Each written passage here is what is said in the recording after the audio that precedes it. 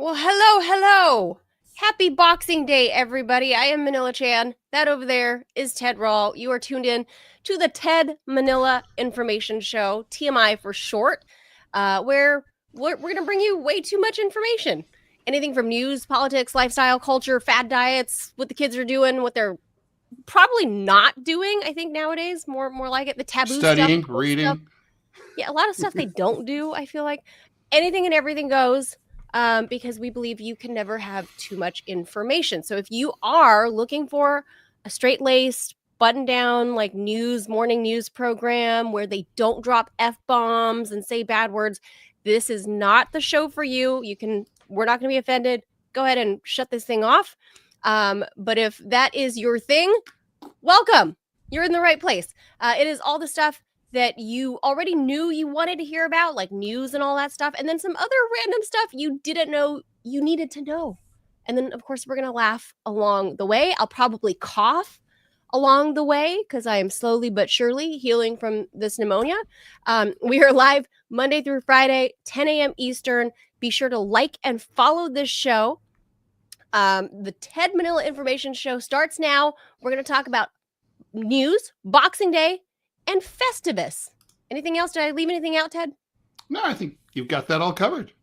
No, that's it. All right, let's start the show. I do the headlines. Yeah, actually, before you go into headlines, should we explain Boxing Day to Americans? Because I like it. We should, because it's on the calendar, and you see it on the monthly calendar. And I don't know about you, but I think like most Americans, we find it a little bit mystifying, because I used to think it had something to do with fighting, like pugilism. Did you really? I had no idea, and I was like, I don't know. I used to see Boxing Day growing up in Ohio. I'm among the colonized peoples, right? Like northern Lao people are like the British colonized people, and then the lower half of Laos was French colonized. So we kind of I always think of Laos as a French colony. Yeah, French Indochina. There were it wasn't technically colonized by the British, but it was colonized by way of the church. So there are a lot of some Anglican, but anyway, that's where some of the people's last names get a little British sounding. But anyway, that's the whole thing is Western colonization of Laos. So I kind of always knew what Boxing Day was, but being in America, nobody else knew. Nobody knows. I didn't know. I didn't know until pretty recently. All right, well, fill us in. Tell us what it's. Well, tell us what it is. So I guess I think it's better off if I read technically how for example what the BBC describes it as. So it's obviously the day after Christmas. And I know right now in modern day British or how do we classify? They're not colonies anymore. Are they still colonies? Members of the British Commonwealth? The Commonwealth. That's it. The Commonwealth of the English Empire. Yes. So if you have the Queen on your money, that's probably the best way to describe. Well, the King now. Yeah. Have they changed it to Charles? I'm sure they have. Yeah. Actually, I don't know. Good question. I don't know. I mean, I still think of Commonwealth money as the Queen's. Well, I'm sure a lot of it's still. That's a lot of what's still in circulation. But yeah. I mean, anyway. Obviously, anything new is going to have Chuck on it. Oh, I hadn't thought about that. I bet he thought he was never going to get that gig. I would like to see that. Okay, I'd like to see some funny money with King Charles's face on it. King Charles III. So used to seeing Queen Elizabeth, when I go to obviously London, obviously I'm looking at the money this is strange looking. But anyway, or even in Canada up north, right? Or the Bahamas, or Turks and Caicos, or Belize. Right. So any of former those British places, Honduras. They consider the day after Christmas Boxing Day. That's not its roots. Modern day Boxing Day is a shopping holiday, which is more consumerism. which I'm sure we can figure out somewhere in the Well, like why was it called? Why box? Why the 80s. word box? So What's the it from? Boxing Day was like it's alms. It's like it has to do with the Anglican Church and the box of alms. So the day after Christmas, uh, essentially the wealthy to do people, after they celebrate their fabulous Christmas day and their children open these fabulous new gifts or whatever, on the next day the churches would put out boxes on the front steps, and people would come and bring donations to give to the poor kids and poor families. So that's the idea, was you donate to the poor. So probably, I don't know, you probably get all kinds of good stuff on Christmas Day, and then you go through the shit that you don't want to keep, right? Because you got all kinds of new stuff on Christmas. So you go and give that away on Boxing Day in those boxes at the church. And Mm-hmm. that's, you give away, it's a box of alms, and the church then obviously distributes to the less fortunate people. So that's the supposed origin There's story. also a secondary origin story, right? Which is that That's the supposed origin. like wealthy people, English wealthy people, like Lord of the Manor, whatever, they would give a box of gifts, presumably like maybe leftover gifts that they got and were regifting, but to their household servants or to less fortunate people, because it was such a class-based, a highly stratified class society.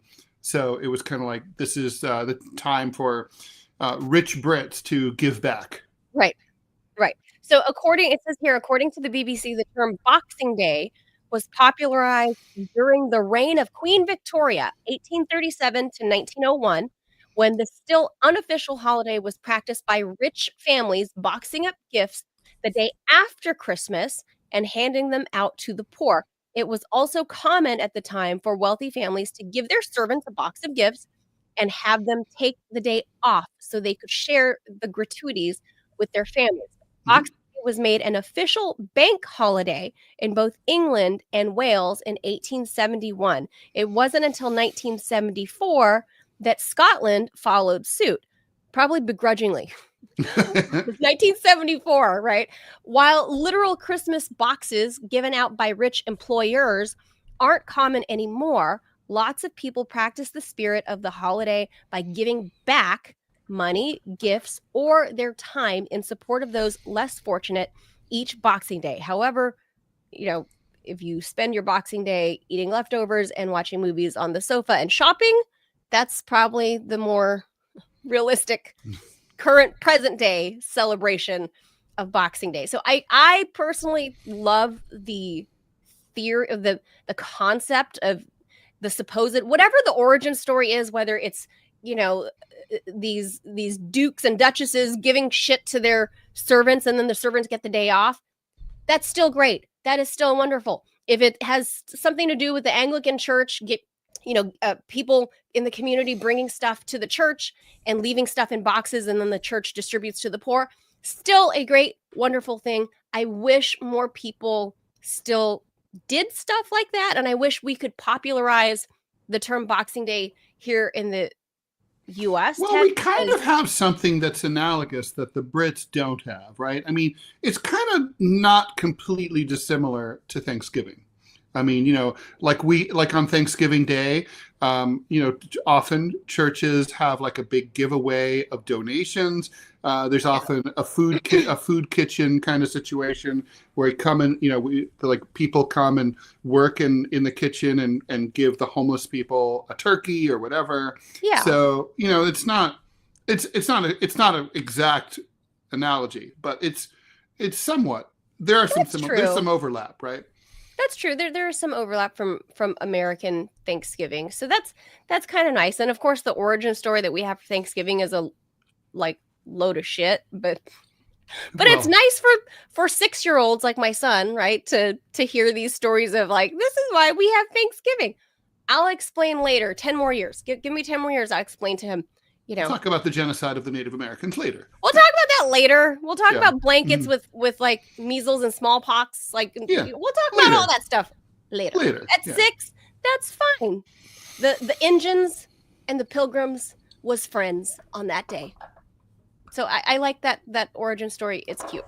But I would love for us to have an actual Boxing Day, because then if you think about all the Western countries, and mostly Christian countries, right, that for the most part would celebrate Boxing Day, I think it would be a really nice thing if people actually thought of, hey, on Christmas Day I opened up and got 50 new whatever bullshit that I don't need, right?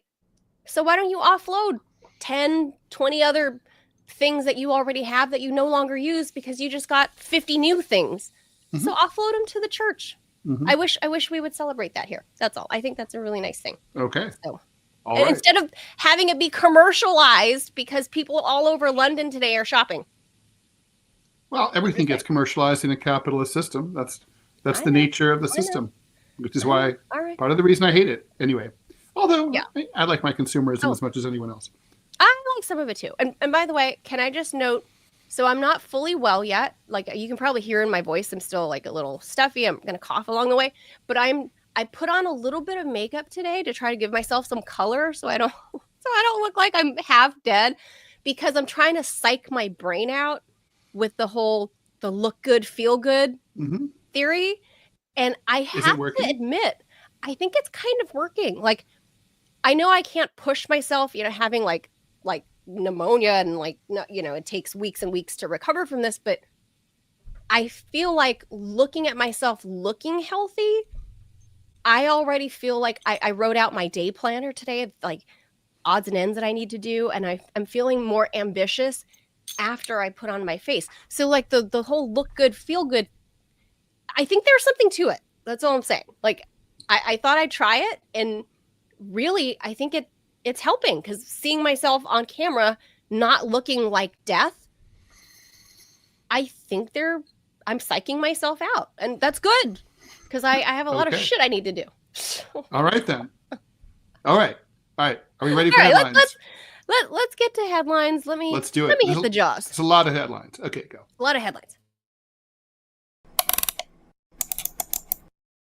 President Biden has denounced Russia's large-scale Christmas Day attacks against Ukraine that damaged critical energy infrastructure, and vowed to continue a U.S. surge in weapons deliveries to Kyiv.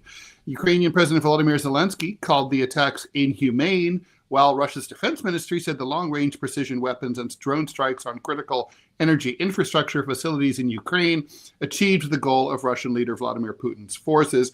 At least one person in the eastern, let's try to get through this, Dnipropetrovsk, oh boy, region died, and 6 others in Kharkiv were injured during the attacks, according to local officials. The purpose of this outrageous attack was to cut off the Ukrainian people's access to heat and electricity during winter, and to jeopardize the safety of its grid, Biden said in a statement. Well, as we now know from the Wall Street Journal, it's highly unlikely that Biden actually said that or anything else, but whatever. Trump's pick for a special envoy to Ukraine and Russia also criticized the assault. Christmas should be a time of peace. Yet Ukraine was brutally attacked on Christmas Day, retired Lieutenant General Keith Kellogg said on X, launching large-scale missile and drone attacks on the day of the Lord's birth. He's wrong. The world is closely watching actions on both sides. The U.S. is more resolved than ever to bring peace to the region. I have a question. I don't live very far from the Delaware River in New Jersey, where famously or infamously, depending on your point of view, American revolutionary forces crossed the Delaware in the middle of the night and snuck into the British camp, which had also a lot of Hessian mercenaries, and slit their throats while they were sleeping. It was Christmas night, and the Hessians and everyone got drunk, figuring no one ever fights on Christmas. We have the day off. And then George Washington, scallywag that he was, it's like, that's what you think, fuckers. We're coming and we're killing you all. That's considered like, you kids learn about that in American history. Like, look at George Washington. Look, you go, George. You kicked those Brits' ass. And like, that's some ninja shit. Yeah, so I guess it all depends on who you're talking about. Yeah, well, of course, obviously, because if we're talking about mainstream media here, they're gonna position it as such, because I mean, everything Russia does is evil, Ted. Obviously, don't you know that? Of But I'd course. also like to By point out definition. Just how being Russian. Just being it's Russian evil. makes you evil. Just Yeah. you are evil because you are Russian. I would also like to point out, though, that the vast majority of Russians, Ukrainians, Eastern Europeans, the vast majority of them are Orthodox. Oh, They're yeah. Orthodox Christians. By the way, yeah, on YouTube, Tony J has just typed in that in Ukraine, Christmas is actually January 7th. That's what I'm saying. They're Orthodox Christians. So they hashtag don't celebrate not true. December 25th. So that's what I was trying to get at was Christmas Day, December 25th, does not matter to most Russians or Ukrainians because they are Orthodox. It is not Christmas for them yet. Hilarious. So it like, well, whatever. Like, it's to them, it's just another day. They're gonna wish us, like Westerners, Merry Christmas to be polite, right? But not. They don't celebrate it. So if you're Eastern religion Orthodox, is canceled in Ukraine. So if you're Eastern Orthodox, and it's like, so you hear like Jesus was born on December 25th. It's like they say no. Jesus is still like in the womb, and it's going to take another 2 weeks, more weeks for him to swim out of Mary and get out into the world, right? Not to mention, wasn't he really like actually born in the summer? I think is what historians say. I think, well, yes, because that would make sense about, the baby animals that were at the nativity scene, because baby animals are not born in December or January. Good point. Right. So, unless they're on the Eastern Orthodox calendar and the animals they're all confused. I don't know. I don't know at what point we changed to make this Gregorian calendar what it is. So maybe that has something to do with it. Yeah. No, well, I think they assign, I'm pretty sure they assigned, the Christian church assigned the idea of Christ's birth to midwinter in order to piggyback off the old Roman holiday of the winter solstice. And it was an old pagan holiday, and they were trying to substitute that and like try to like have everything be legacy in order to get more recruits for this new religion. That probably that's why there's the Christmas tree, which is a pagan ritual. This is very mathy, Ted. You got to count the days, the solstices. I don't do the maths. It's not my thing. I just know that based on nature, baby animals don't tend to be born. No. In the winter. No. Not to say it doesn't happen. Except in the southern hemisphere. So if we can say that, like, fair. Okay, fair. Right. If we want to say it's not that winter for them, though. But then it's not winter for them. Right. That's correct. That's right. So, but it would be. But if it was December, then theoretically it's possible. Right. But, so is Jesus like? Is the baby Jesus? Is he a global Southian? Right. Good question. And if so, like, is he an Aussie? Like, good day, mate. Worship my father. I kick your ass. What is have some Fosters, bitches. I don't know what's happening here, but that's making me laugh, and it's making me want to cough. All right. Just for that, all right, we should move on to the next Aussie topic. Jesus. Next, all right, next headline here. All right. President Joe Biden signed 50 bills into law on Tuesday. Again, I'm going to say, I doubt that, he actually signed them, as we now know from the article in the Wall Street Journal that appeared last Friday, but someone did. He has crayons. He signs things. Maybe it's an auto signer. Anyway, that included the very important piece of legislation now making the bald eagle the official Boyd of the United States of America, and one that stops members of Congress from collecting their pensions if they're convicted of crimes. Sorry to a certain former congressman from Queens and Western Long Island. Biden also established the first federal anti-hazing standard to address violence and deaths occurring on higher education campuses around the country. He also signed a bill supported by Paris Hilton, which holds treatment centers and care facilities serving the youth accountable. Earlier this month, Biden vetoed bills, to add 66 new judges to understaffed federal courts nationally. I guess he doesn't want Trump to appoint those new judges, right? He commuted the sentences for 37 out of 40 federal inmates on death row, converting them to life in prison without parole. and issued his full and unconditional pardon for Hunter. The flurry of activity comes as Biden is pushing his final priorities before handing over power to Trump on January 20th. He's also wrapping up his time in office by trying to get more money previously approved by Congress out the door for infrastructure problems here in the U.S. and more weapons for Ukraine, because that's been paying off so well. So I got to say, I'm very, very relieved that the bald eagle is now the official bird of the United States. I don't care actually, but yeah, it's I don't know what this means. Are they still endangered species? I think they were taken off the endangered species list. Oh, Where I used to live in Eastern Long Island, there was Gardiner's Island, which was a very strange place. It was the Gardner family had their own private island, almost like something out of a Bronte novel, right off the coast of the Hamptons, and it was one house, and then this like windswept island, and a family of bald eagles lived there. And every day they would fly across into the Hamptons to hunt, and sometimes you would see them like at your house. We see them at my house. One time, a bald eagle. Yeah.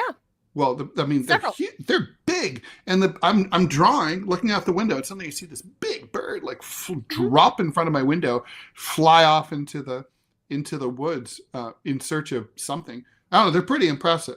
So yeah, they're massive birds. They were in danger because of DDT, if memory serves, until it was banned in the 1970s. The 70s and 80s. Yes. Oh, good times. No, the bald eagle. So the first time I saw them here when I moved to DC 10 years ago, I moved to this side of the Potomac in Northern Virginia 7 years ago. And when we bought this house and I'd never seen a bald eagle in the wild, right? It never even dawned on me that these birds live out here, right? So when I first saw one like flying overhead, like one spring or summer, I think that first or second year that we're here in this house, it was like, I got to admit, because I'm a dumb an Angelino, right? Like I'm from Los Angeles. We don't have Angelina. And no, we say Angelino. Or if you're they, you're an Angelinus. No, we take the masculine when it's everybody. So really? It's Angelino. That seems sexist. Everybody is Angelino. So I don't see birds and animals like this. So the first time I saw one, I have to admit, I felt that little twinge of patriotism. Like really? it was like wow. I mean, first of all, because like you said, the bird is freaking huge. They have like more than a 5-foot wingspan. Yeah, they're not even the biggest eagles, but they are big. No. And people who say, oh, they can't tell the difference between a hawk or a falcon and an eagle, there's a big difference. They're big. And so I did a little learning about them. So they look like hawks when they're young. It isn't until they're roughly 5 years old that they get the full white head. Mm. So that's when they're fully mature. They can live a pretty long time, right? I mean, they live like 15, 20 years. Like they can live a long time. Oh, I thought it was longer than that. Perhaps even longer. In the wild, things happen. But easily they live 20 years. But they're about 5 years old when they get the white head. And so these are like, when I saw that circling, you cannot miss it. These things hunt by where I live here in Northern Virginia in Fairfax County. I live near Old Town Alexandria, and these things, it's beautiful. So I kind of think it's cool that Biden or somebody rubber stamped that the bald eagle became our official bird. And I don't know what kind of protections that offers them. I don't think it provides them with any. I don't think it provides them with any protections. I think it's sort of like how states have an official bird. Like Ohio's official bird is the cardinal. It's just an honorific. I don't think they get anything out of it. I don't think. Oh, that's too bad. I think if you shoot an eagle or something, you should. Oh, probably be executed. But yeah. Well, that's too bad. And then this thing with the Paris Hilton thing, I think it's great. I haven't looked at it's great that somebody signed this into law. But I think the most shocking thing about this whole Paris Hilton, first of all, when people heard her speaking on the Hill, she was fantastic. She doesn't actually talk like this. Her real voice is actually kind of more low register like this, Yeah, yeah. which I think shocked most people. And the fact that she, she was actually doing something good. Like Well, also she's go very. figure. I mean, she's intelligent. She's passionate. She turned. You know, it's kind of like she turned out to be awesome. Who knew? Yeah, who knew? So that's, a couple of good things came out of there. So I'm not going to knock Biden on everything that he signed into law over like Christmas Eve, but these are a couple of good things. But then the bullshit outweighs all of this, Ted. The I fact that don't he's going to spend understand a though. Why gajillion do they wait? dollars. Why do they wait? I mean, like really, truly, what's with all the last second shit? I mean, what was so controversial about the Eagle? What's so controversial about institutional child abuse? I mean, who's in favor of it? Like, oh, I love me some institutional child abuse. Like, Oh, I'm all God. about that. I'll vote only for someone who's in favor of institutional child abuse. I mean, nobody's in favor of that. I mean, why didn't Biden do this like years ago? Just kidding. Years ago. Yes. I don't know. So I don't know. And why they did it on Christmas Eve? Why would you wait to do all of this on Christmas Eve? It's very strange. Well, it's obviously a bunch of stuff that they wanted to bury and not make. They didn't want to make a splash out of any of it. Well, I suspect that the vulture lobby is very upset about this bald eagle shit. You know, there was a move afoot for quite some time to either have the turkey be the national bird of the United States, or the vulture. And the vulture is more very appropriate. Very appropriate. I think the vulture fits us, but the bald eagle's a pretty. Plus, vultures are kind of awesome. If you know, well, they provide a very important service. I mean, well, okay, fair enough. Yes, they're like the garbage. They're like the garbage collectors of the wild. That is true. That is true. I just find I need to look further into like this weird timing of all of these 50 bills that he signed into law. Like, why do you want to bury this on Christmas Eve? Because there's always a reason that timing, there's always a reason. Timing is the one thing that Washington considers very carefully, always. Oh, yeah. Absolutely. All right. We're way behind here. We got to keep moving. Let's go. All right. 8 passengers were killed after Azerbaijan Airlines Flight 8432 crashed as it attempted to make an emergency landing near the city of Aktau, that's in Kazakhstan. Azerbaijani government sources confirmed that a Russian surface-to-air missile caused the Azerbaijan Airlines flight to crash in Aktau. According to the sources, the missile was fired at Flight 8432 during drone air activity above Grozny. Grozny is the capital of Chechnya, and the shrapnel hit the passengers and cabin crew as it exploded next to the aircraft mid-flight. Government sources have told Euronews that the damaged aircraft was not allowed to land at any Russian airport despite the pilot's requests for an emergency landing. Instead, it was ordered to fly all the way across the Caspian Sea toward Aktau in Kazakhstan. According to data, the GPS navigation systems were jammed throughout the flight path above the sea. And just to put this into perspective, for people who might not be familiar with the Caspian Sea, it is very big. It's like the size of one of the Great Lakes, or even maybe 2 of them together. It takes like 12 hours to take a ferry from one side of the other, the narrow way. Okay, so it's a big ass body of water. According to, I have flown that route, so I'm very familiar with it. According to data, so the missile was fired from a Pantsir S air defense system. That, according to an international outlet, a new Z in Baku, that's the capital of Azerbaijan. According to Russian sources, at the time of the Azerbaijan Airlines flight, was passing over Chechnya, which is, of course, famously a very restive place where there was totally chill.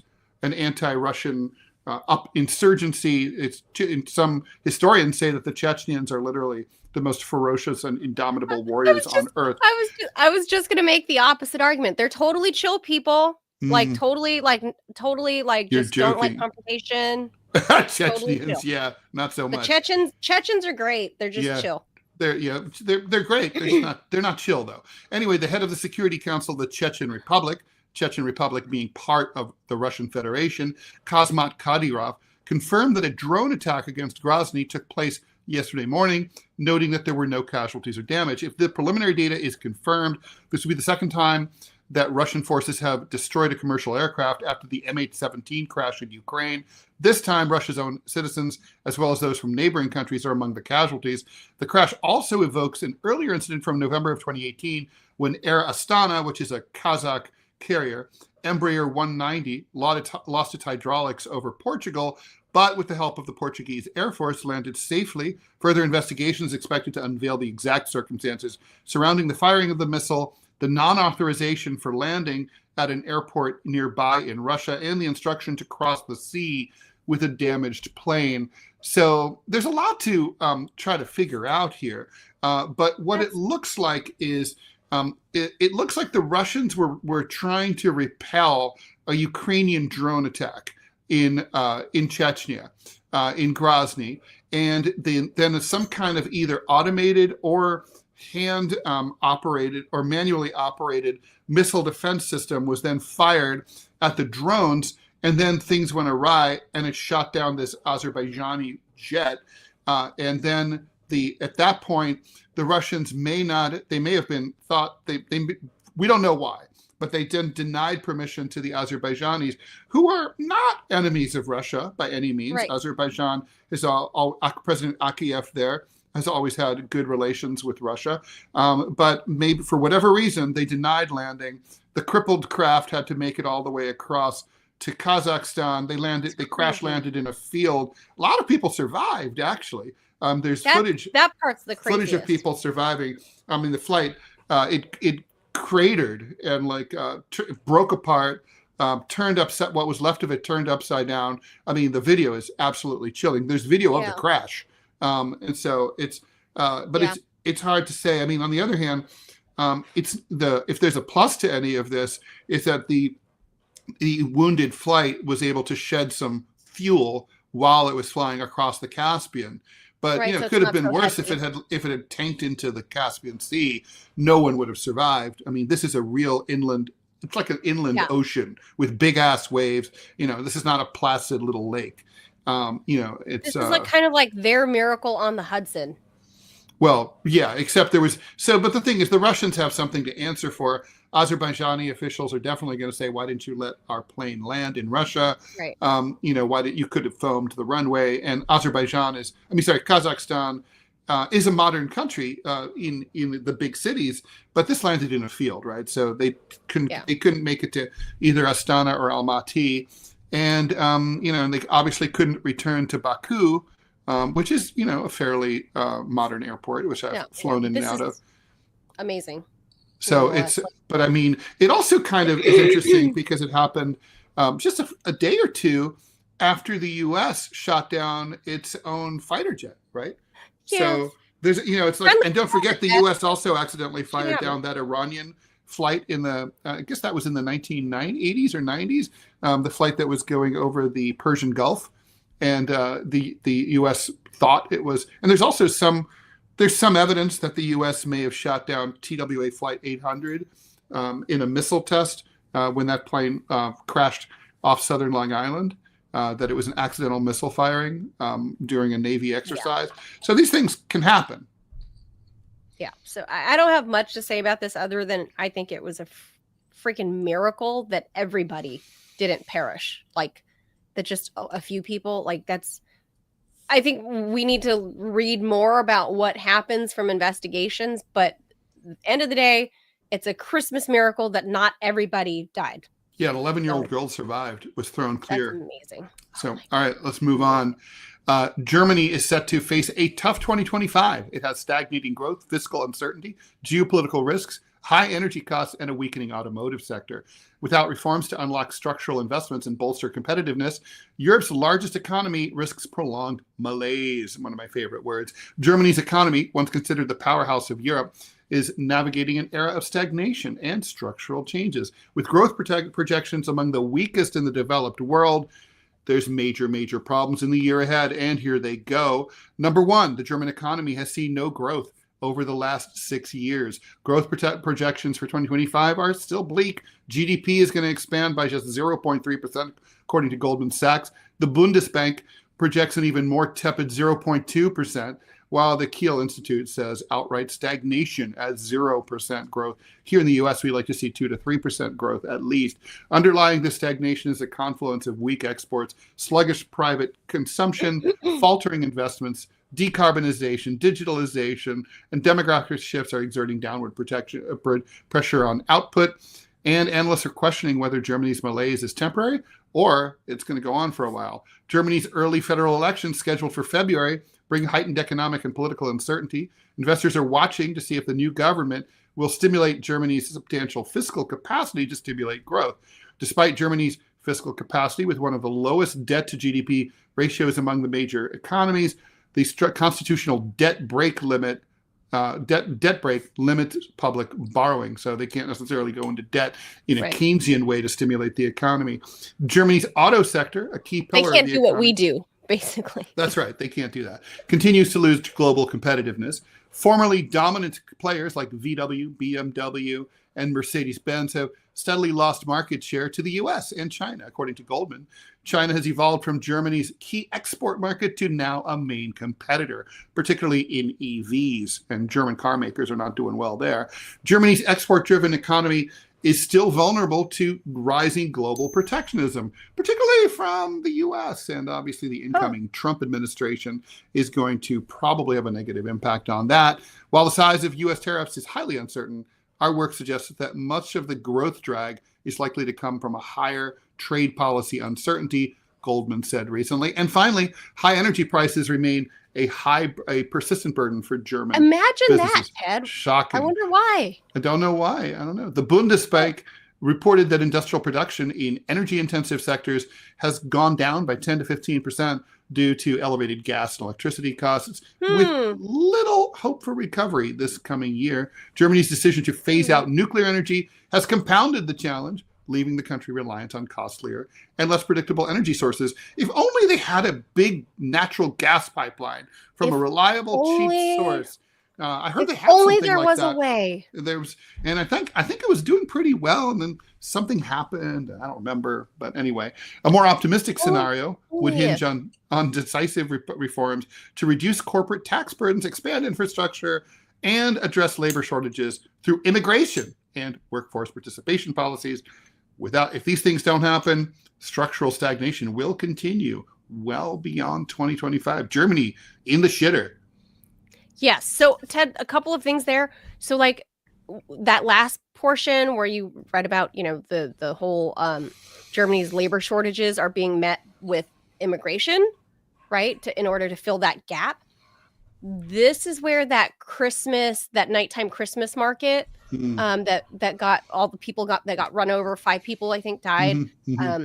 From the driver was a Saudi immigrant from I think he immigrated there in 2006, early 2000s, and he was a shrink. He was a Saudi shrink that immigrated there, right? Because maybe there's a shortage of shrinks, because it's not like Freud or anything was born there.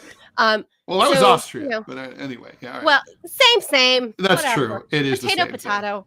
It is. So it's not like the Germans and the Austrians didn't invent this whole psychology thing. They brought in a Saudi shrink that's been living there for the past 20 years, who ran into this crowd of people at the nighttime Christmas market. Do we know if it was intentional? I mean, sometimes these things. Oh yeah, it was.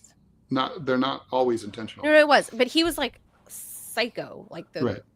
But anyway, my point is, it's bringing up the whole conversation in Germany about immigration. Imagine that.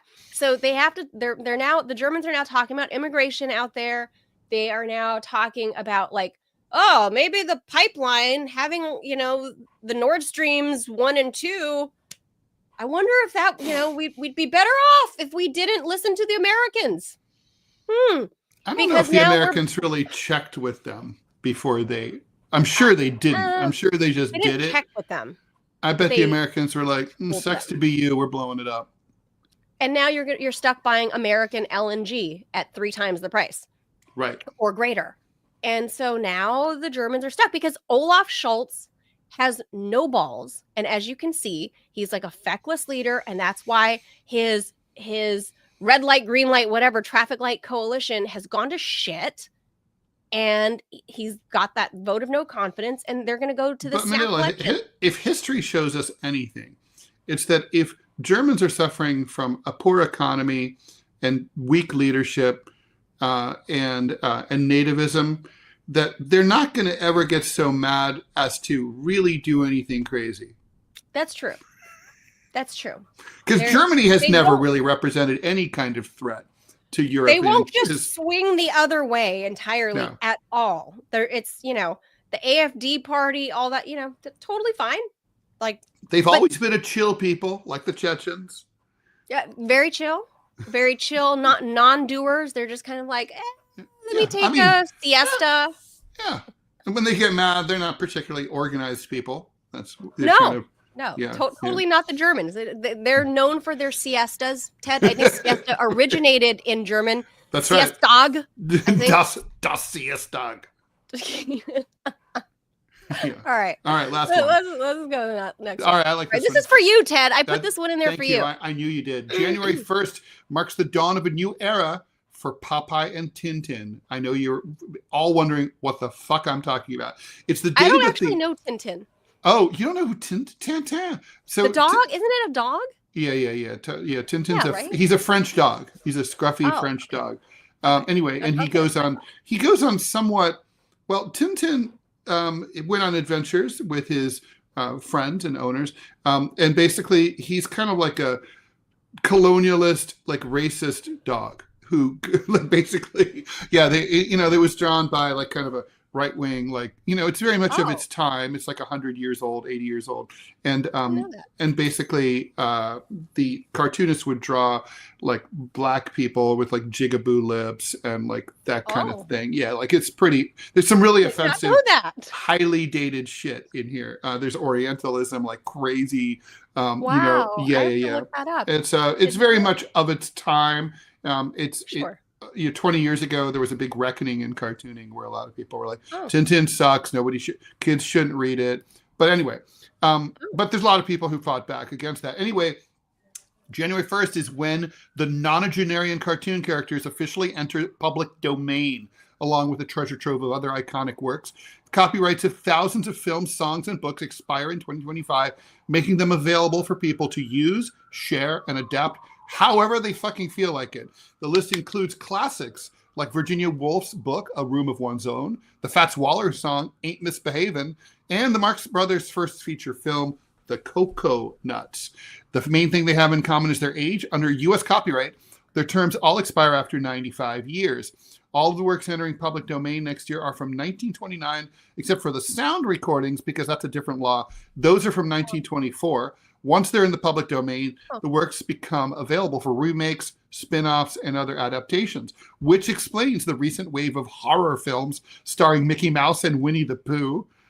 Yes. Which it's Steamboat Willie. It's not Mickey Mouse. Cracks me up to no end. Technically, it's Steamboat Willie.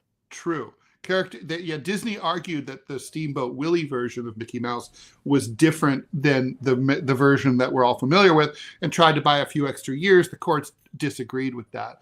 Anyway, these characters entered the public domain in 2024 and 2023.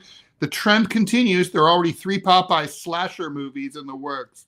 Man, like I am what I am. I would like to see the backstory. The backstory of Popeye. I can get with it. Popeye's obviously gone psycho from too much spinach. Tintin, the brave cub reporter, and his dog. Oh, that's right. I always thought Tintin was the dog. I thought it was. No, it's his dog is Snowy. I guess I forgot about that. My mom didn't let me read Tintin. She thought it was a bunch of reactionary shit. Anyway, will enter the public domain well before they will in the EU. In the EU, the copyrights last until 2054. And the EU copyright terms are 70 years past the death of your creator. And Hergé, who was the Belgian cartoonist who created them, died in 1983. Closer to home, there's E.C. Segar's Popeye, who made his debut in a January 1929 Thimble Theater cartoon strip. Because who doesn't remember Thimble Theater? He sports his signature pipe, sailor outfit, anchor tattoo, and sense of humor. Responding when he's asked if he's a sailor, "Do you think I'm a cowboy?" He could have a whole new set of adventures starting in 2025. But there's a catch. He didn't start deriving his strength from spinach until 1932. So, you know, I don't understand why they're all horror movies. Why aren't there like, you know, I mean, I remember living near, story? I used to live right next to Times Square and all the X-rated theaters, and there were always all these parodies of mainstream films like The Bonfire of the Panties and stuff like and I'm like, why are there not like more porn movies? That's just my personal bias, you know, in terms of, but I like, you know, slasher movies are funny too. I don't know. It just seems like there's a lot of room for parody. I think personally, I do think Popeye. I loved Popeye. I think I'm a student of Popeye, and I have to say, Popeye. And for me, for the animated shorts, it all goes to shit once the Bluto period begins. After the Brutus period, you know. You know, fuck Bluto. It's got to be Brutus. I don't really remember the details of why, but I like the Sea Hag. I'm on Team Sea Hag. Yeah.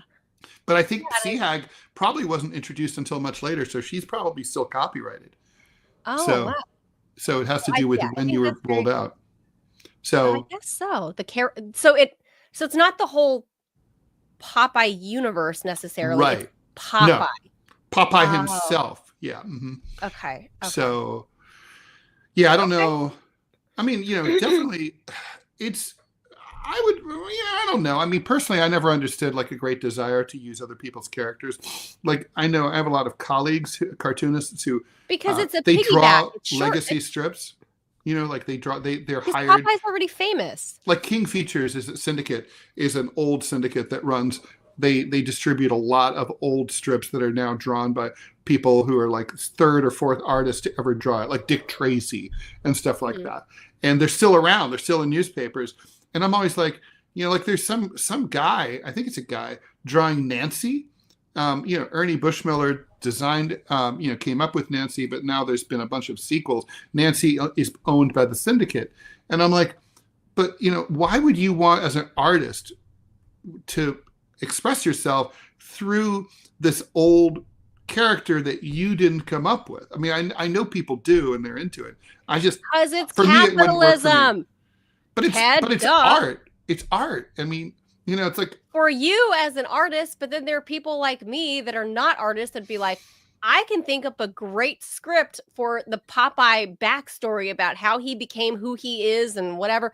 I think of that stuff all the time. I'm not the original artist, but all the stuff, like I question all the stuff I grew up watching, and like in my mind, I rewrite stories because that's, you know, I'm like, you know what? One big opportunity, it seems to me, honestly, it's not just these slasher films. It's commercials, right? I mean, you could totally have Popeye spinach commercials and stuff, right? I mean, Popeye's already famous. Why reinvent the wheel? People already love Popeye. You can steal him now. And now it's not stealing. Right. It's not stealing. That's my whole point. So there you go. I would love it. I like, maybe, you know, as a hobby, I do write little short stories. It's just as a hobby that no one's ever read or seen anywhere.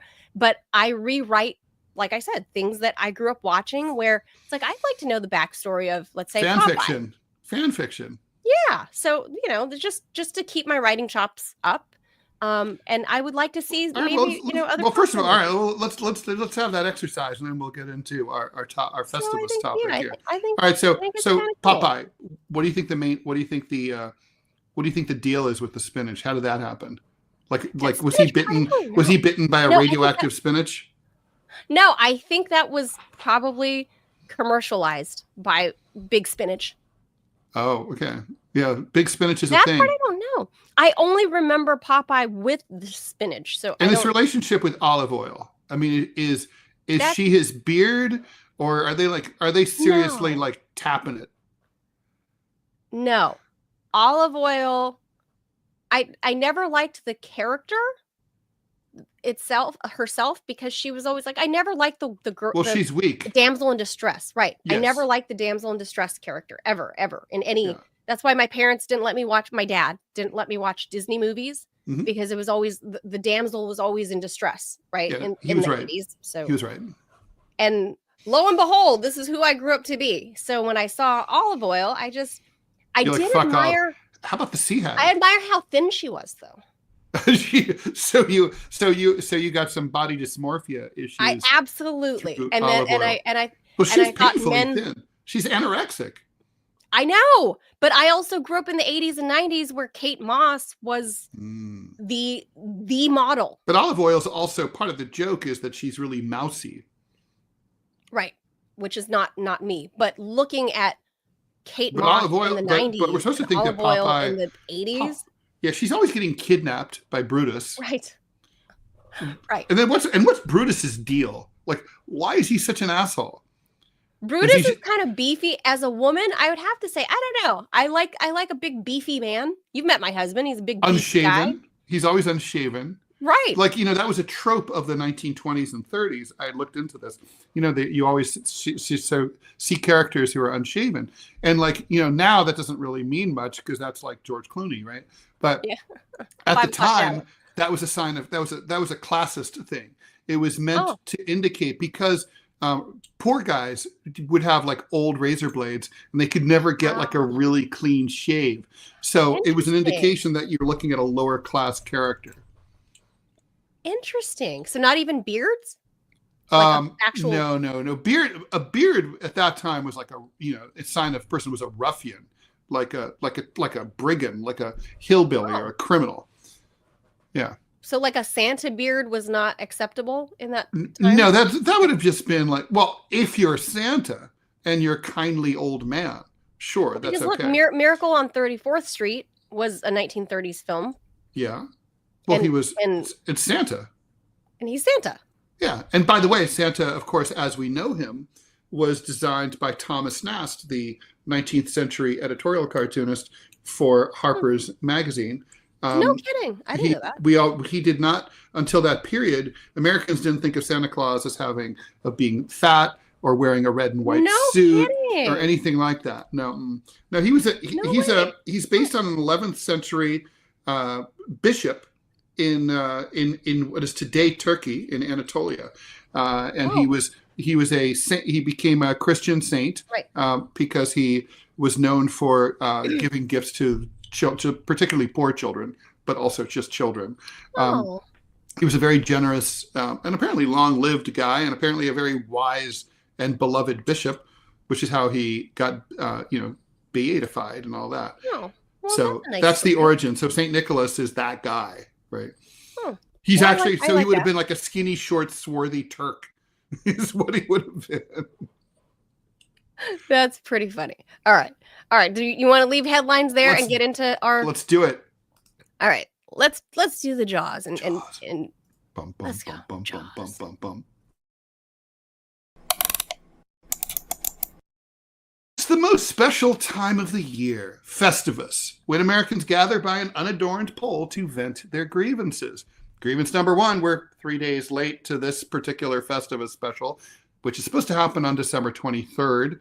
We're two people who are paid to kvetch and complain, share our personal and political whines, grouse and rant to a world that's too busy whining about their own silly worries to pay attention to our very, very, very important complaints.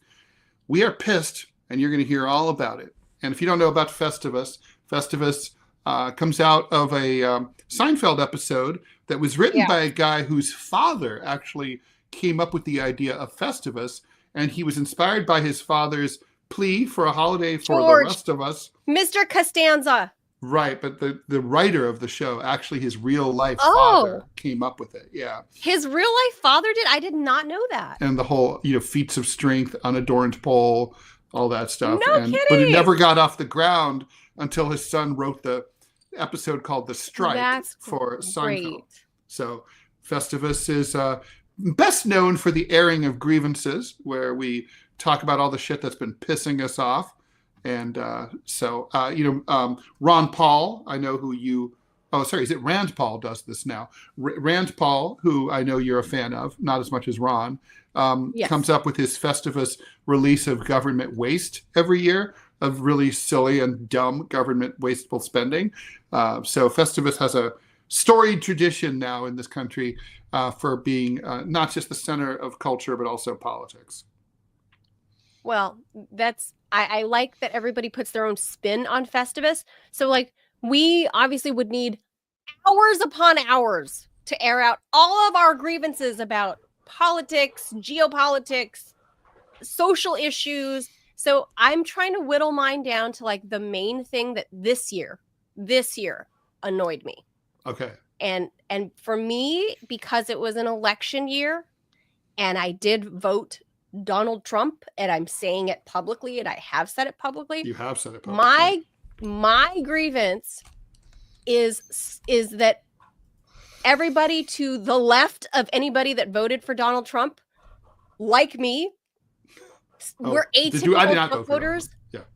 Stop calling us Trumpers. I mean, there is a difference. There are people that are full on MAGA that believe like Trump walks on fucking water and that he's just like everything he does is correct and wonderful. And that is just not true for the millions upon millions of voters like me who felt that we had no other choice because of not only the entire election system, the electoral process that we have, how candidates get on ballots. I mean, do like for someone like me, like more of my own personal beliefs and you know who espouses them best, probably more of a Jill Stein or ideally maybe a Ron Paul, but he's like literally almost 100, so that's never going to happen. But those people, like Jill Stein was on most ballots, but there was no chance in freaking hell that she was gonna win. There just wasn't. You can finger point to, you know, mainstream media not giving her enough credit or time and, you know, like helping spread the message. But that's for a reason. Also, you can talk about how the money fine, whatever. But it is what it is. The system that we have, I'm not saying doesn't need to be changed. It does. But it is what it is. And November this year, we lived in it as it existed. So you have to accept that's fucking reality. This is America 2024. This is what we have. Jill Stein was never going to win. Chase Oliver was never going to fucking win. His own party didn't even like him. He was never going to fucking win. There was nobody on there that was going to win. It was either down to Harris or Trump. And then even more microcosm, where I live in Northern Virginia, Trump was never going to win. He was never going to win my district. He was never going to win my city. He was never going to win my county. It was never going to happen. So for me, it was largely a protest vote in saying, fuck you, fuck the system, fuck Kamala Harris, fuck Joe Biden, fuck this whole empire. And Donald Trump represents, he is the big orange middle finger to say fuck you to everybody, especially if you live in my county, Fairfax County, right? And lo and behold, there were a lot of people, and I would venture to say a lot of middle-aged suburban moms just like me that came out in droves to vote for him this time, whereas in 2020, they voted for Joe Biden. Donald Trump's numbers ticked up in Fairfax County, and I believe it's from women like me that were just completely fed up with the bullshit. And I would say a lot of the NIMBYs showed up because, you know, there are too many immigrants coming in and they're not having it, these soccer moms, because, you know, Fairfax County is among, if not the richest, among the richest counties in all of America. And there are, you know, we've shipped in a whole lot of like Afghan refugees, Iraqi refugees, and all of this stuff in the Biden years. And I think a lot of these moms are over it. And Trump spoke to that. So Trump being the big orange middle finger, there are people like me that voted for that reason, not because we adore Donald Trump, not because we don't think he's, you know, foul-mouthed and whatever. But I also, like me as Manila, I recognize the man as a human. There are some good things that he's going to do. There are some shitty things that he does. There are some idiotic, moronic things that he says, especially like when it comes to like anti-BDS stuff or whatever. but we don't think he walks on water. There are millions and millions of people just like me in America that held our noses and we checked the box for Donald Trump, and it doesn't mean we are Trumpers. So stop freaking calling us that. Go, if you have beef with us voting for the orange guy, then get out there and go petition like your local whatever. I don't even know who you would like write to complain about how we have this electoral process that is so fucked up that people like me had to choose Donald Trump. Don't take it up with us. Donald Trump just represented the big orange middle finger, right? Just like Luigi Mangione, you know, as dark as what he did was, he represents something, right? The anger, the rage of the people. It doesn't mean you're a fan of murder, right? Or that you should be, but he represents the anger of people towards that industry. Donald Trump represents the same thing. And is he going to do fucked up shit when he's in office? Absolutely. Is he going to do a couple of good things? Probably, absolutely, because nobody is absolutely bad. So that's my grievance, is stop calling me a freaking Trumper, because we had to choose somebody, and it was either Kamala Harris was going to win or Donald Trump was going to win. Deal with it. That is reality. That's what we live in 2024. If you don't like that we were boiled down to those choices, go out there and make changes about how you people get on the ballot, and fair time and fair whatever in the mainstream media. But for now, 2024, it is what it is. And that's why Donald Trump won, because of middle-aged moms like me across America. Deal with it. I didn't want to get in the way of that. That was a beautiful rant, Manila. Thank you very much. Bravo. You know, look, I'm not going to argue at all with you about like most of what you said, a lot of which I agree with. I'm not going to, you know, question your vote for Trump. We could do that at some point. But I do want to kind of push back on the idea of like being of your fundamental thesis, right? Which is like, you know, when you vote for someone, it's reasonable for people to say, well, you support that person, right? I mean, if you vote for Harris and someone says you're a Harris supporter, I mean, that's true, right? I mean if you voted for her. By definition, sure. Yeah. But because Donald Trump is, well, I guess he's proven now that he's not an aberration because he's won a second time. He's just a strange, he still is an aberration in many ways, because we're never going to see another Trump. It's just not going to happen, right? He kind of bucks the narrative, bucks the trends. There are those blips, like if you look at like our economy through, you know, let's go back to the Great Depression to now, right? Like you can see trends, like you can see the lines, the dots, and you can, but when it comes to Donald Trump, for whatever reason, that just doesn't work. That's just all out the window. So, and in this case, if you go in the technical sense, sure, I agree with you. If someone says you're a Trumpy because or a Trumper or a Trumpist or whatever they Trumpalope or anything, Trumpaliquity, you know, I mean, that's I feel like it's completely fair, right? I mean, it's like if someone said you're a Jill Stein supporter. Well, I voted for her. I mean, by definition, that's true. I voted for her in the past too. So, I mean, my point is, do I agree with it? Why would I not be defined by the other people that I voted for in the past either, like per election? It's shorthand, right? I mean, it's like if you say Ted Rall is a New Yorker. Well, I mean, you know, that's true. Although I wasn't raised here. I didn't grow up here. But it was, you know, it's like it's not. I mean, sure, I was born in Massachusetts. You know, spent all of my childhood in Ohio. You know, but I've also lived in LA. I mean, you know, I'm just saying, like, it's, you know, Palo Alto, Sacramento, Berkeley. So, I mean, you could say all those things too. I mean, it's not unfair to say, hey, you know, Ted Rall's a New Yorker. Or if you said Ted Rall's an Ohioan, that would not be unfair either. I agree for the most part. However, when it comes there's more to me than just an Ohioan, right? Or just this election. I think this election cycle kind of broke and bucked all the trends, like all the the people that do this for a living, that are like, that are these consultants for elections, they're not going to know what to fucking do. Well, with speaking of which, 2024. I've got to put, first of all, I'm putting it out there. This is just a marker. We've got to talk about Greenland at some point, not today, but we've got to talk about Greenland. And then also, we can do that tomorrow. I got this amazing, yesterday, the New York Times just sort of like farted out this statistic that absolutely fucking blew me away. So 19 million people who voted for Biden in 2020 did not vote in this election. Yes. 19 million. Joe Rogan has talked about that is Joe a Rogan lot.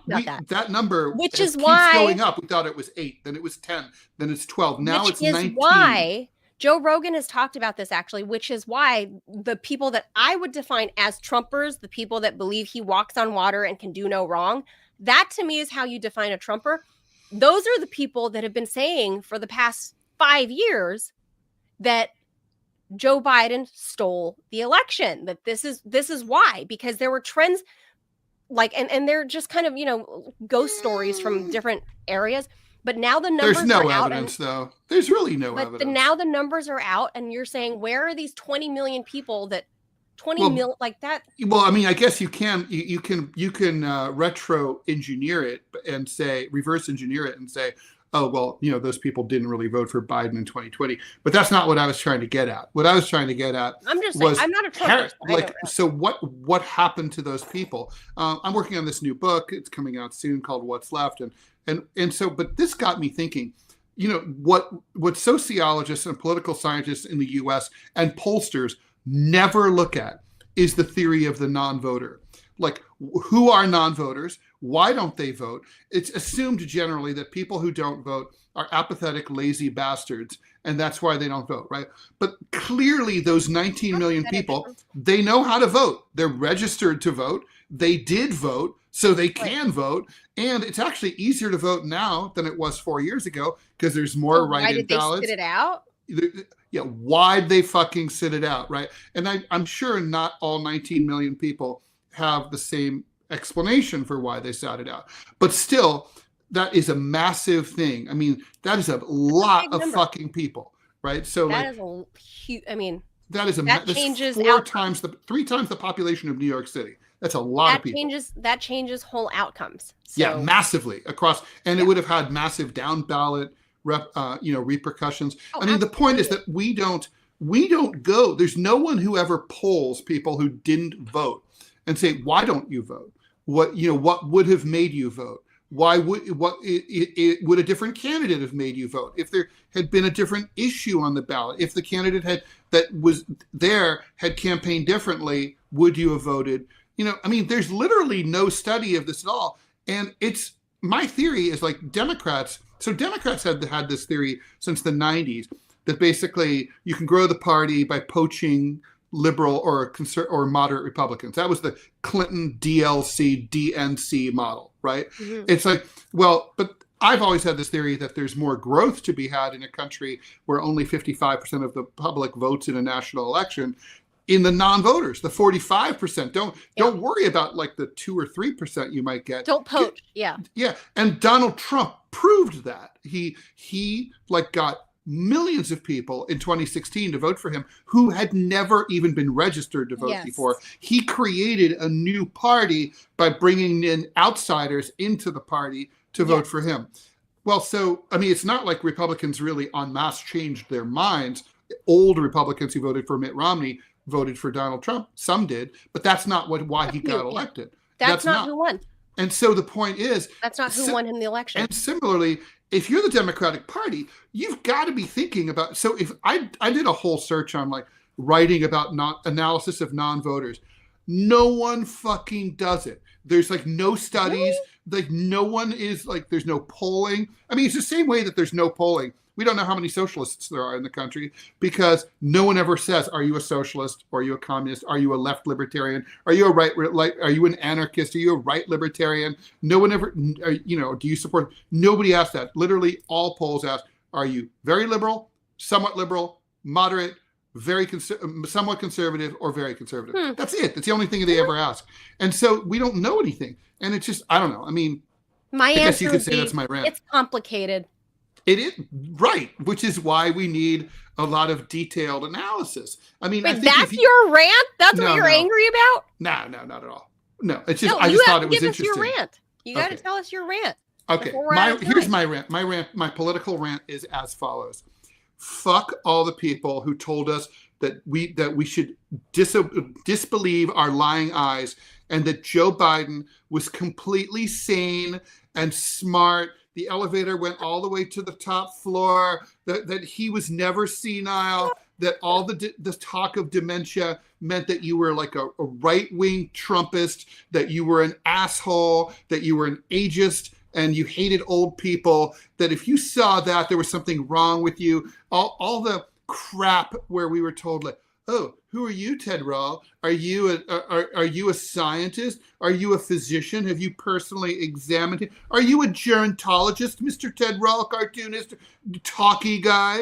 And it was like, so, back in 2020, my mom died of dementia from Alzheimer's. So I had some, she'd been fading for the better part of 4 years, but really, I can tell now, probably more like 10. And like the point is, Scott Stantis, friend of the show, who I do the DMZ show with, also, he went through this with his own father.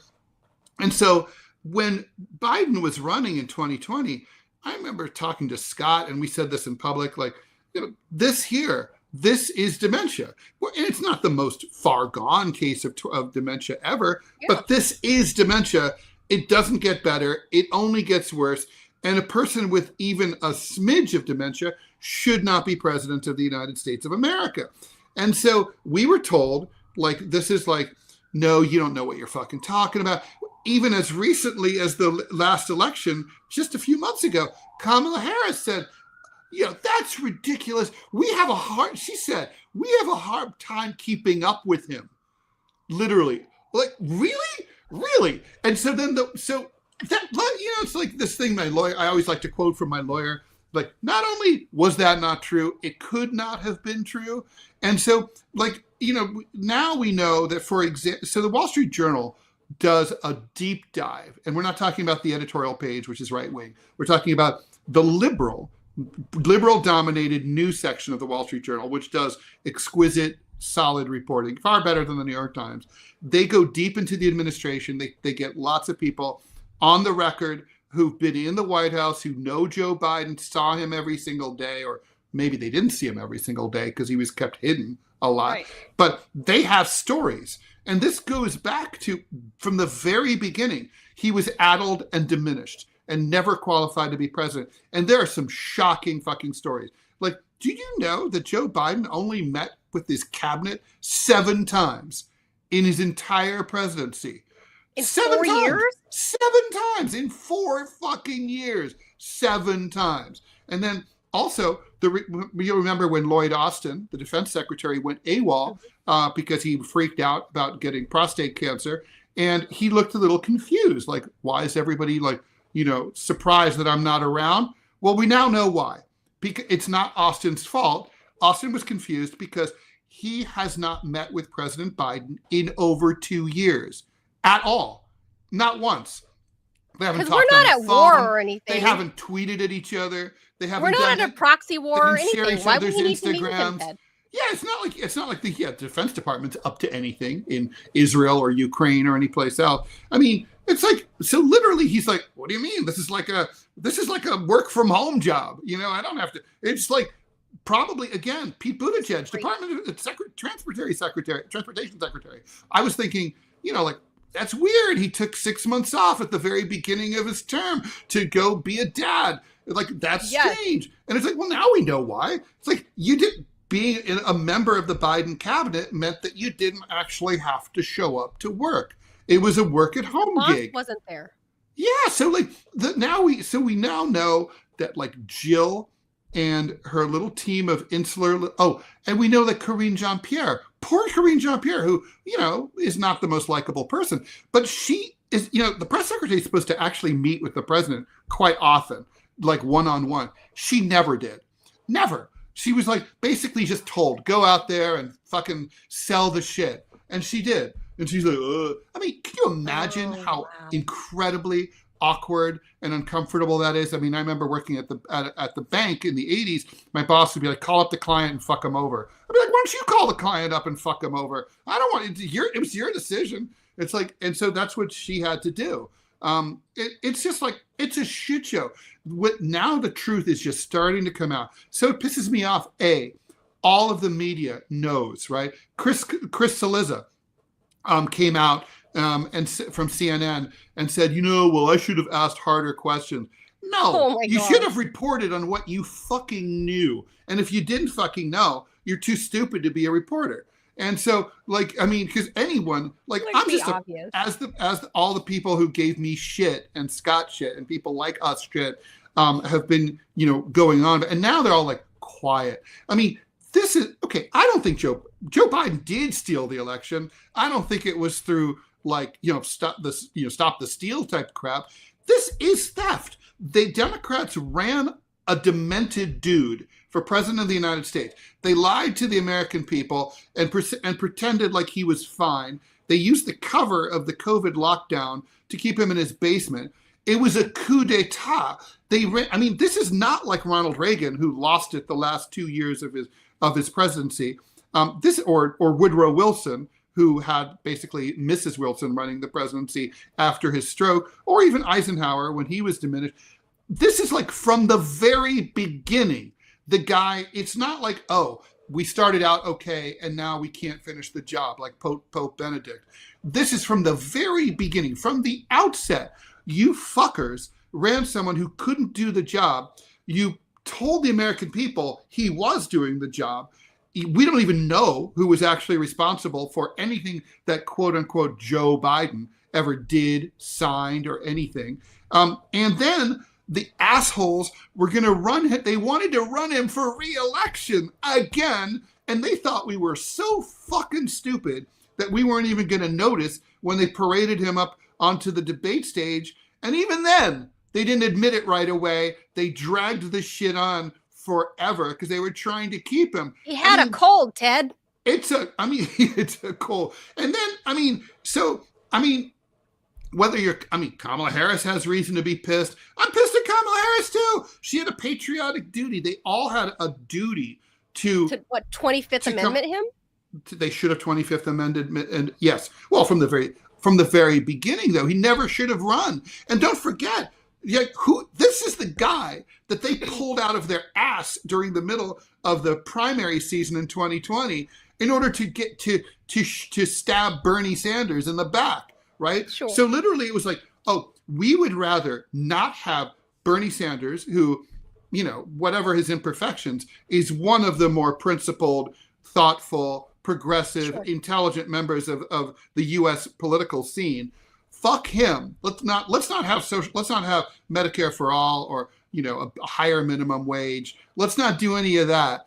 Let's get this old piece of shit who should be in his grave or in a memory care unit, and we'll make him the fucking president, and we'll just pull the strings behind the scene. They're all scum. They should all be, honestly, they're all guilty of treason. They should all be shot. No, really. They stole an entire country. Really. That's fair. So that's my rant. So, and now here's the thing. The people who went along with that, they all make big bucks. They're all still at the op-ed pages of the New York Times and the Wall Street Journal and the all those consultants, millions of dollars making bank. Meanwhile, Ted Rall is here, underemployed and unemployed, and it's like it's fucked up. And so are you. This is fucked up. People who are right should be rewarded. People who are wrong should be punished. That's my rant. I couldn't agree more with that. But again, does this boil back down to this being because we're in a capitalist society that let's be real, the hundreds of people that surround Joe Biden daily, right? There's a whole apparatus. Well, not anymore. Apparently not really. No, apparently there's only like 4, Well, now, but leading up to By the way, they Joe were Biden shooting at everyone out of the room every time he would walk from one part of the White House to the other, or I should say shuffle. from or limp or lope or whatever he was doing, Yeah. wander, they would clear out all of the White House staff, so people wouldn't witness it. Yeah, yeah. I'm sure. Well, I mean, but POTUS is on the move, like. Right, Scooch. whatever his code name is, they're like Secret Service is clearing everyone out. Dancing reindeer. Yeah, I don't know I think they've released what his code name is. Fucktard. I don't know it though. I need to. Fucktard is on the move. What is Joe Biden's Secret Service code name? Yeah. Dancing turd. And his wife also is definitely part of this. So is Hunter. Oh, his wife is total. The Biden family is part of this, 100%. There's no way that they're not. I don't know. I can't pull up real quickly. Then to have the balls to sort of say, we're Celtic defending democracy. You're what is it? Celtic, Celtic. Yeah, Americans probably say Celtic because he's Irish. Yeah. Right. Celtic and Capri. Jill is Capri. Capri. And I don't know what Trump's name was Mogul, and Melania is Muse. Huh. I wonder who chooses the names. Well, I think they're almost poetic. I think POTUS and their families kind of give ideas of what they like, and then Secret Service decides. So that way they have a book of names that they've used, and they're like, okay, you can. How about this and this? And then the families. What would you choose for yours? Hell if I know. Jeez, that's a tough one. I don't know. These are so good. Celtic and Capri. And I think I'd want Feline. Feline is on the move. Feline. Fierce. Ooh, fierce is good. Or I'll take fucktard since it's still available. It's probably definitely available. They gave Donald Trump Jr. Mountaineer. That's strange and long too.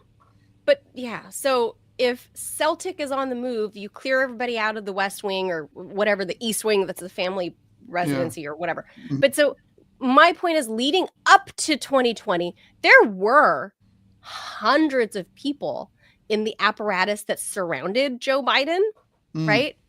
Like all of these advisors, all of these paid consultants about image and literally everything. They're consultants for everything. What shoes you should wear, what your hair should look like, literally everything. So there are hundreds of people surrounding this man that knew. Yeah. Because like you, Ted, I took care of my grandmother literally until the day she died. The moment she died, I was holding her hand. She took her last breath. I watched her for years descend into dementia and Parkinson's disease. And I saw it back then that Joe Biden of 2012 was no more by 2016. Yeah. He was no more. Yeah. Well, I think my theory is that he was still sharp by 2014, 2015. But something happened by 17, 18 after, you know what it was. After his son died. That's exactly it. When Bo died, he snapped and spiraled out. And to the extent that you can feel sorry for someone who supports genocide and is hopelessly corrupt, I do feel sorry for him. That's a horrible thing. But then he had no fucking business running for president of the United States. I agree. So the main question here should be, Ted, if we have not, in effect, had a mentally present POTUS for 4 years, then doesn't that expose our system of presidents that this is like no more as useful as having the Queen of England? Yeah, no, I mean, yeah, you can totally. I had that whole theory about Donald Trump and his first term and how, he's basically a madman. And it was like, well, obviously the founding fathers have constructed an amazing system where you can have a lunatic as president of the United States. And it really doesn't matter. Cities didn't burn, wars. We don't have civil war. The economy didn't tank. Everything was all right. So, obviously the American system sort of runs itself. It's on autopilot, and hopefully we won't end up like that Azerbaijani airplane, in a field. But like, Well, I but kind is of it think that's supposed to right. be that way? Is it supposed to be that way? Well, I would say it shouldn't no. be. I would say no, because we were told that this is a truth in advertising thing. We were told that we elect someone who represents, who runs on a set of campaign promises that then he or she tries to enact when they're elected to represent our interests, and also as new issues come up to try to think about what our best Right. interests are and enact those. Well, that's not what we have. I mean, what we have is a cabal of former Obama era hacks who Yeah. basically behind the scenes, nobody's elected.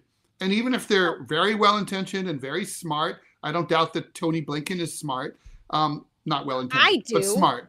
He's smart enough. I mean, he's not a fucking moron. But like, the thing is, we didn't vote for Tony Blinken. Okay. So Correct. therefore, So when did the change happen, Ted? Like at what point did a president stop being the actual leader? That there's no leader in the Oval Office.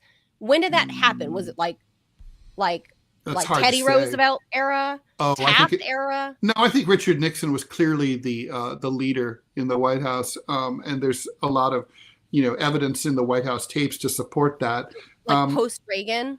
I think maybe post Reagan, yeah, when the full-fledged corporate capture of the U.S. government finally totally, they always had influence, but once that happened, yeah, it's hard to. I mean, you can't really point like this is the day. Right, there's no exact date, but I mean, I was a teenager in the Clinton era, but I think it's very safe to say if you had to pin it on one POTUS, you can say Clinton. With I would say that's NAFTA, right. And if you had to pin it on one guy, pin it on Clinton. Yeah, and Bernie Sanders had this analysis. He doesn't get any credit for it, but it's correct, where he said that when the Democratic Party decided to go away from its small donor model to go, it used to be until 1980s that really only Republicans got major corporate contributions. Democrats were reliant on labor and individual contributions.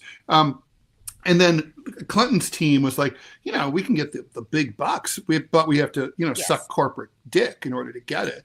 And so they're like, yeah, we can suck corporate dick. And totally so fine. Gobble Glory that shit, gobble that sweet nectar up.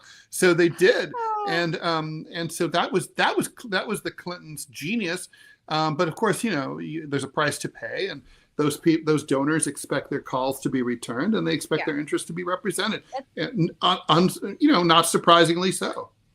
There are people. I mean, when I was posted to Capitol Hill, and I'll make this my last word, and we could say goodbye. But when I used to have official press creds, right, to Capitol Hill, and you spend all fucking day there, right? Like you start talking, you just talk to people. Sometimes you're at the commissary, you just talk to people, right?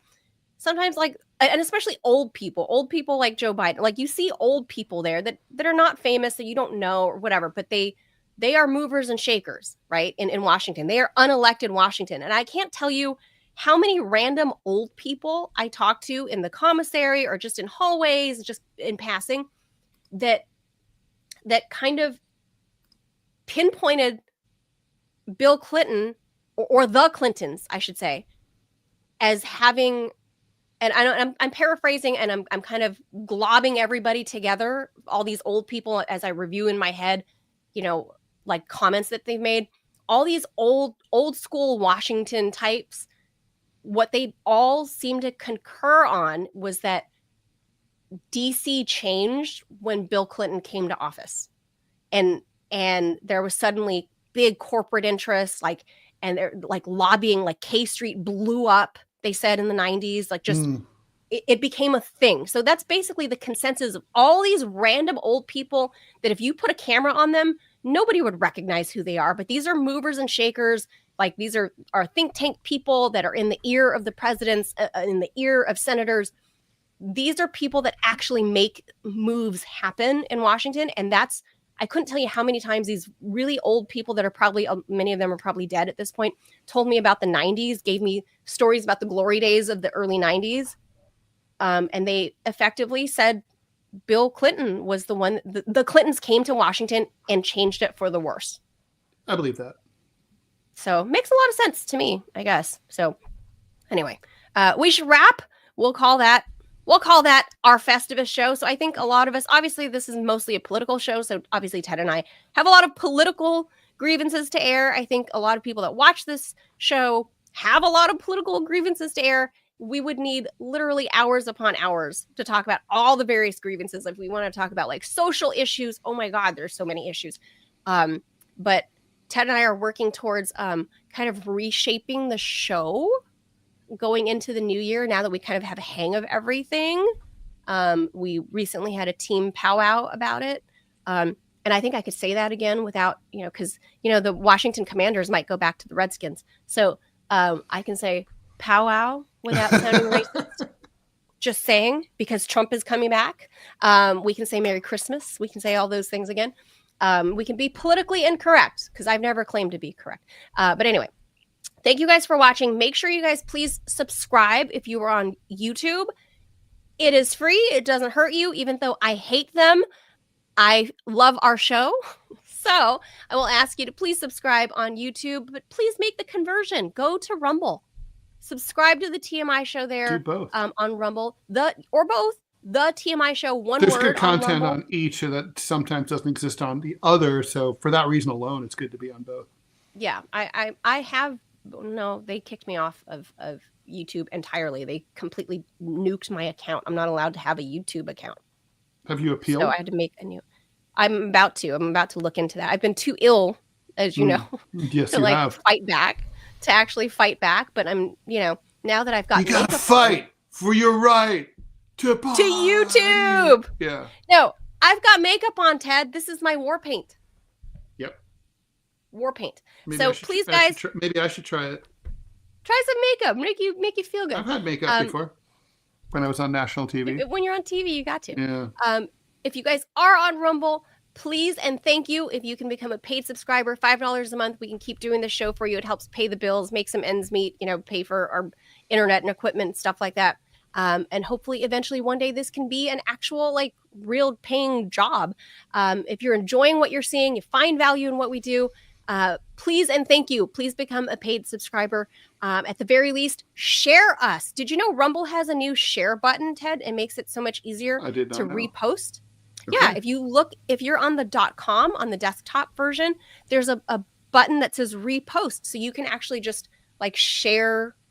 It's easier to just share the content, and that will help us grow as well. If you're not in a position to monetarily chip in for me and Ted to help us that way, then you can help us just on social media by sharing our work, because we are fully independent and we do rely on your help as a subscriber or otherwise, so we can keep doing this. So make sure you guys at least click the thumbs up, smash that like button, as Jamarl Thomas would say, and that'll do it. Smash it. Don't break your keyboard. I always tell Jamarl, don't smash it, because then you break your keyboard. That's not good. So that's gonna do it for us. Thank you guys for tuning in. We've got lots of grievances, not enough time, but we'll be back mañana for more news and probably still more grievances, Ted. I think we do Festivus year round. Yeah. Festivus is in our hearts. Festivus, we have the Festivus spirit all year long. All year long, Ted and I. Yeah.